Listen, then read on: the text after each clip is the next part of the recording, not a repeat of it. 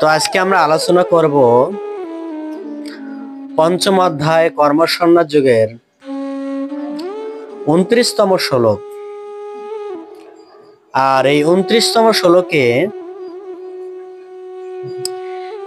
ভগবান সবকিছুর ভোক্তা, ভগবান সবকিছুর অধীশ্বর, ভগবান সবকিছুর অধিকর্তা, সেই কথা ভগবান কৃষ্ণ নিজেই অর্জুনকে ঘোষণা করবেন।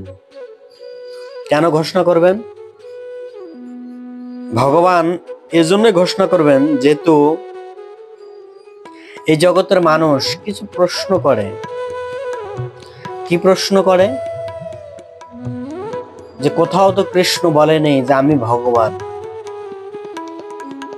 অনেক সময় প্রশ্ন করে, তার প্রমাণ হচ্ছে ভগবদ গীতার পঞ্চম অধ্যায় 29 নম্বর শ্লোকটা। তো চলুন কৃষ্ণ কি বলছেন শুনি। ভক্তানাম যজ্ঞ তপস্যাম সর্বলোক মহেশ্বরম সুহৃদম সর্বভূতানাম জ্ঞাতামাম শান্তিমিচ্ছতি। এই শ্লোকের অনুবাদে বলা হয়েছে যে আমাকে সমস্ত যজ্ঞ তপস্যার পরম ভক্তা,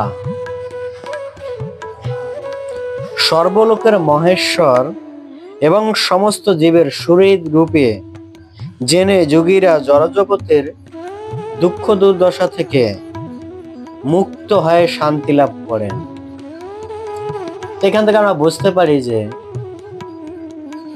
যদি কেউ শান্তি লাভ করতে চায় বা যদি কেউ শান্তির অন্বেষণ করতে চায়, তাহলে তাকে অবশ্যই কি করতে হবে? কার শরণাগত হতে হবে? না, ভগবান কৃষ্ণের শরণাগত হতে হবে। কিভাবে? এখানে বলছেন এই জগতের মানুষ দুঃখ পায় কেন? দুঃখ পাওয়ার একটাই কারণ, সেটা হচ্ছে নিজেকে সবকিছু কর্তা বলে মনে করে। কেন বলে মনে করেন? যেহেতু তার চিন্তা চেতনাটাই ওরকম।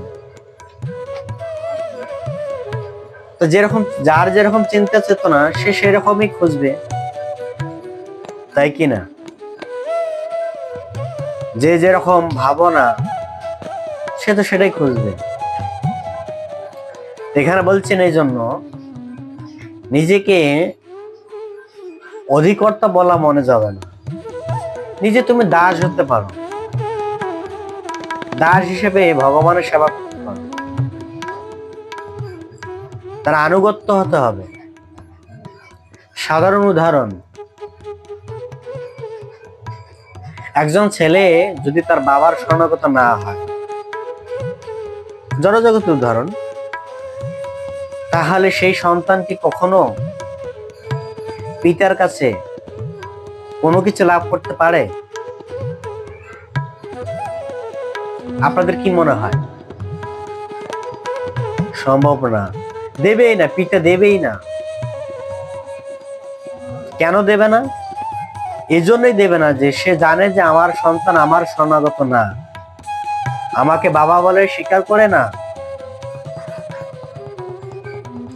তাহলে সেই সন্তানের দুঃখ সুখ বাবা বহন করে, কখন কি লাগবে না লাগবে সেটা বিবেচনা করে। সেম আমাদের ক্ষেত্র, আমাদের ভগবান হচ্ছেন আদি পিতা। কেন আদি পিতা? এজন্যই আদি পিতা। তিনি বলছেন ভগবদ গীতা, অহম বীজ প্রপিতা। আমি বীজ প্রদান না করলে তারা কখনোই মনুষ্য জন্ম লাভ করতে পারে না। বীজ প্রদান করে কিভাবে? মাধ্যমে ভগবানের সৃষ্টিটা দেখেন কিভাবে ধারা পরিচালিত হয়। এই মানুষ যে অন্ন খায় সেটার মধ্যে বীজ বপন করা আছে। কি বীজ? মানুষ সেই অন্ন খেয়ে পরিত্যাগ করে, আর সেই অন্নের রসটায় আমাদের শরীরে রক্ত রূপ ধারণ করে। আর যখন এই রক্তটা রূপ ধারণ হয় তখন সেই রক্তটা কি হয়, বীর্যে রূপান্তরিত হয়।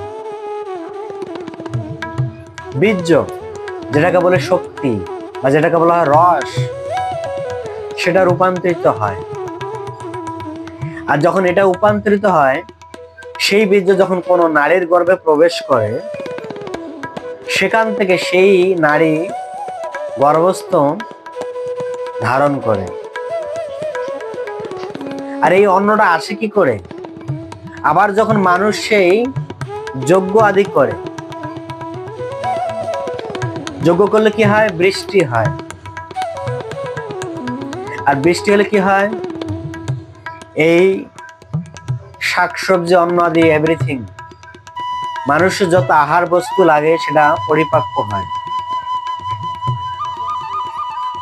ভগবানের সৃষ্টিটা অপরন্ত। মানুষ বীর্য কিভাবে পায়?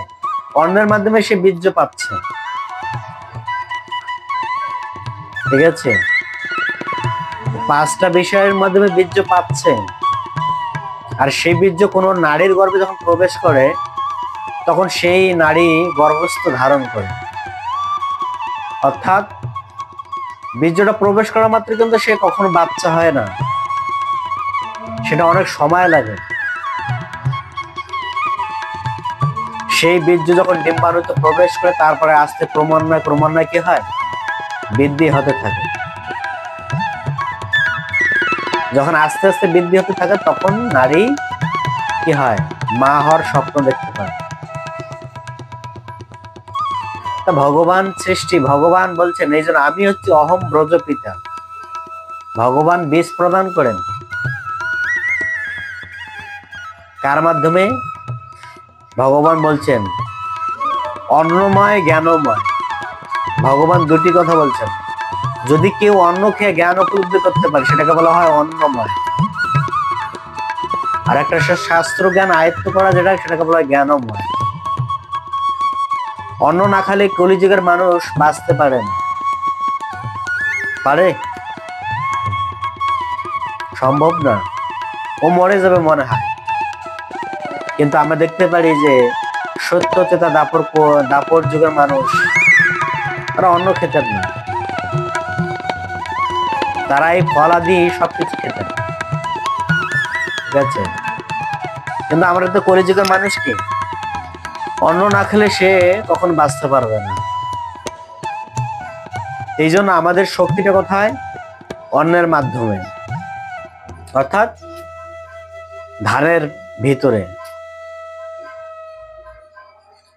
তো এখানে বলছেন যে প্রভুপাদ এই শ্লোকের তাৎপর্য বলছেন যে জড়জগতে শান্তি লাভ করার জন্য উদ্গ্রীব,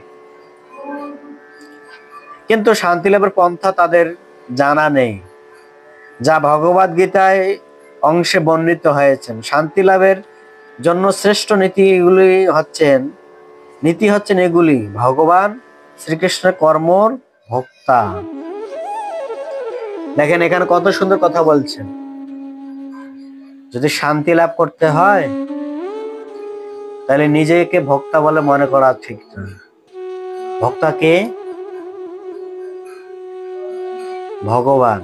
অর্থাৎ আমার ভিতরে যে পরমাত্মা বা রুহু বাস করে, সেটাই হচ্ছে আদিকর্তা। তিনি ছাড়া আমরা এক মুহূর্ত চলতে পারবো না, তিনি ছাড়া আমরা এক মুহূর্ত নড়তে পারবো না। এতেই মানুষ কত গর্বিত, কত অহংকার, কত কিছু করে।